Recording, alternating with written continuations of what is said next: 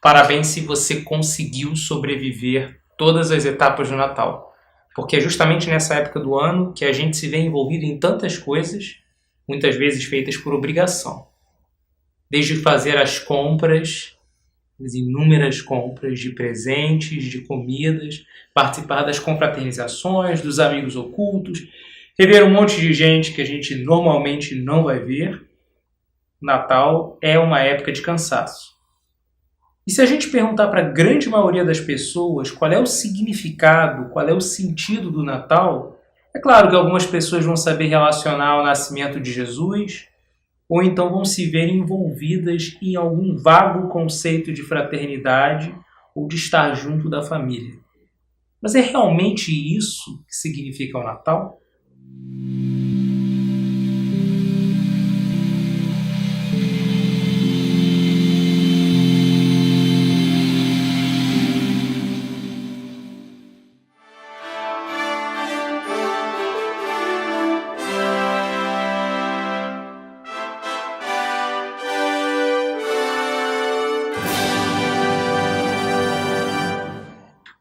As primeiras pessoas cristãs não comemoravam o Natal, elas comemoravam a Páscoa. A Páscoa era o elemento central daquele povo cristão. O anúncio da ressurreição, o anúncio do túmulo vazio, era o que guiava aquelas pessoas na sua caminhada de fé.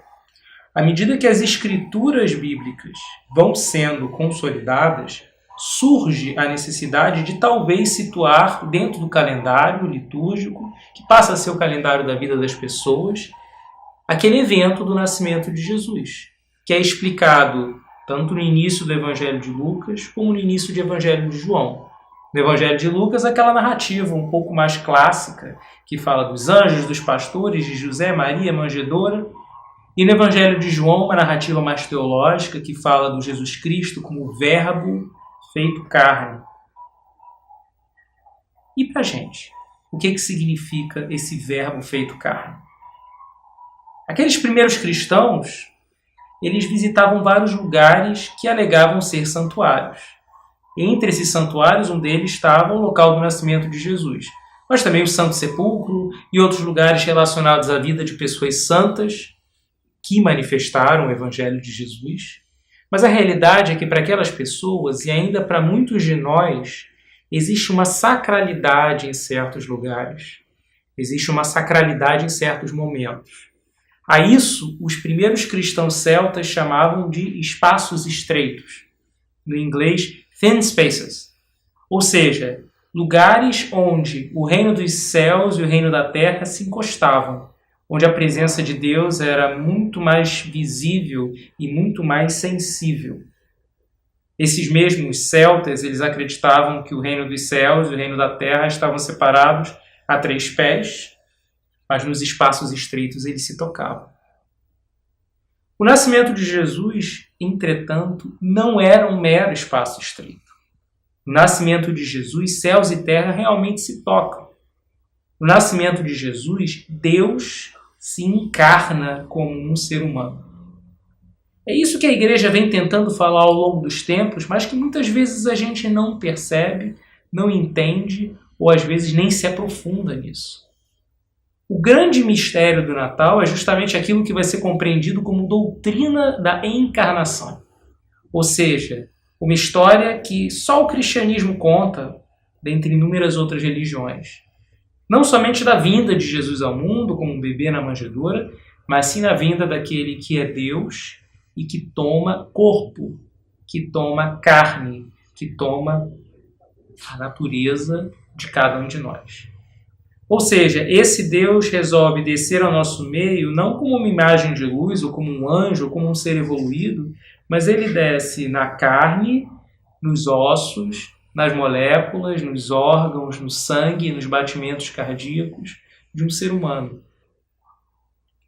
E não somente de um ser humano qualquer, não vem como príncipe, não vem como herdeiro de um trono real, não vem como uma pessoa de privilégios, e sim vem como um bebê, uma das criaturas mais indefesas que tem. Porque um bebê não consegue nem fazer a sua própria higiene, precisa ser alimentado, não consegue andar. vive numa situação extrema de vulnerabilidade. Um bebê, então, que nasce no seio de uma família humilde, vive numa vulnerabilidade extrema. Um bebê que se torna um ser humano que cresce e vive entre os oprimidos, entre os segregados, entre as pessoas talvez sem muito dinheiro do seu tempo, não é uma pessoa com privilégios. E uma pessoa que, acima de tudo, sofre a dor do abandono, a dor física do castigo, da punição e, por fim, a morte no assassinato, também não é uma pessoa que veio com muitos privilégios. Os pais e mães da igreja tentaram ensinar justamente essa doutrina da encarnação mediante uma expressão muito simples e que foi repetida por várias dessas pessoas e é até difícil atribuir qual delas inventou ou postulou que aquilo que precisa ser redimido deve ser assumido. E isso explica um bocado da doutrina da encarnação. Deus quis, de sua livre e espontânea vontade, assumir a forma humana para poder viver as necessidades, os sofrimentos, as dores, as alegrias e todas essas outras coisas que passam pelas nossas células, pela linfa, pelo sangue e que também tocam nosso coração, nossa alma, nos causam tristeza, nos causam dor, mas também nos causam alegrias. Deus escolheu assumir essa condição de ser um ser humano para que pudesse redimir a humanidade. A encarnação não é um mero espaço estreito. Não é um mero momento, um espaço e no tempo em que o reino dos céus toca o reino da terra. A encarnação é o maior dos espaços estreitos, porque o reino dos céus se faz visível e se faz presente num Deus que resolve encarnar no meio de nós para abrir o caminho para que nós possamos ser igual a esse Deus.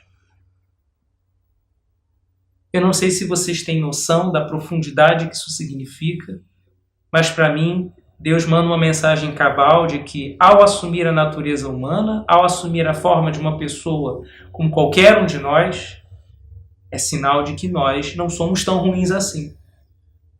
Ao assumir a nossa natureza para que ela possa ser redimida, isso é sinal de que nós temos um caminho completo de volta a Deus, independentemente de quem sejamos. Então, nesse Natal, ao invés de pensar num mero espírito de fraternidade, nas festas e em tantas outras coisas, talvez eu acho que alguns pontos nós podemos deixar bem claros para discussão, para comentário e para, inclusive, replicar entre as pessoas amigas e que eu deixo para finalizar esse vídeo. O primeiro é que eu, assim como qualquer pessoa que esteja assistindo esse vídeo, independentemente de sua origem étnica, de sua idade, do seu corpo físico, do seu estado ou de como você se apresenta. Você e eu e todos nós somos o auge da criação de Deus. Porque a humanidade é o auge da criação de Deus. Ao escolher assumir a forma humana, ao escolher vir ao mundo como um de nós, Deus manda um sinal muito claro de que sua criação é boa. É tão boa que Deus assumiu a nossa forma. Porque se fosse de natureza ruim, Deus não teria assumido essa forma. Isso significa que ainda que a gente tenha o nosso pecado, pecado inerente a todos nós, pecado no qual qualquer uma pessoa pode cair, ainda que nós tenhamos um bocado de pecado cobrindo os nossos corpos, a nossa natureza não é de todo ruim. Deus ama cada um de nós, porque nós somos o fruto máximo de sua criação. E Deus nos ama tanto que vem ao mundo como um de nós para sofrer tudo aquilo que nós já sofremos. Ou seja, a dor do abandono, a dor da traição, mas também a dor física da doença, a dificuldade em caminhar na infância, a dificuldade em caminhar durante o flagelo, toda a dor, todo o sofrimento, mas também as alegrias, a fome, mas a alegria em comer algo delicioso, o prazer, mas também a traição, a dor, mas também a felicidade. Tudo isso Deus viveu. Tudo isso Deus pôde escolher viver para dizer que está caminhando conosco, inclusive na tristeza e inclusive na alegria.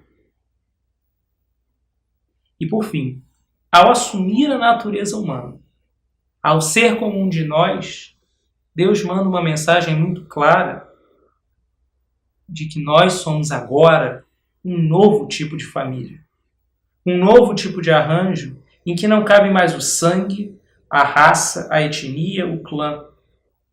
Não é mais um tipo de fraternidade que só se aplica àquelas pessoas que são os nossos parentes imediatos, desde o papai e mamãe até o primo, o tio do pavê, aquelas crianças que correm, sobrinhos netos de alguém que apareceu na festa. Não. Jesus Cristo, Filho de Deus, encarnado como um de nós, nos aponta claramente que a humanidade é toda sua família. E ao ser toda a sua família, nós somos todos irmãos e irmãs nesse mesmo Cristo. Por isso, neste Natal, imagine o presépio. Esse presépio é a sua família. Ainda que você se sinta só no meio da festa da sua família, ainda que você esteja sozinha, sozinho, caminhando no meio da multidão, sofrendo e achando que ninguém sofre com você, existe alguém que sofreu e caminha com você. Aquela família do presépio é agora a sua família. A pessoa que está do seu lado, ela é agora a sua família. A pessoa que atravessa por você na rua, ela também é sua família. As pessoas excluídas, as pessoas ricas, as pessoas que sofrem, as pessoas que se divertem, toda a humanidade ao seu redor é digna aos olhos de Deus e tem o potencial de ser parte dessa família de Deus, de filhos e filhas de Deus, assim como Jesus Cristo, nosso irmão, mas também nosso Deus. Todos somos família. E se a gente não conseguir enxergar a humanidade ao nosso redor como família, então nós perdemos o real sentido do Natal. As festas não adiantam de nada, os presentes não adiantam de nada. Todas essas coisas que nós dizemos ser tão boas, as comidas, os aromas, as pessoas que a gente encontra, nada disso adianta. Se a gente deitar, fechar nossos olhos e no dia seguinte à festa do Natal, continuar tratando quem está ao nosso redor como pessoas estranhas. Vocês, eu e todo o resto da humanidade somos a mesma família. Deus assumiu nossa condição para que nós possamos enxergar que nós somos pessoas dignas e que nós podemos ser pessoas irmanadas e termos acesso a ser aquilo que Jesus Cristo foi, aquilo que Deus quer que cada um de nós sejamos.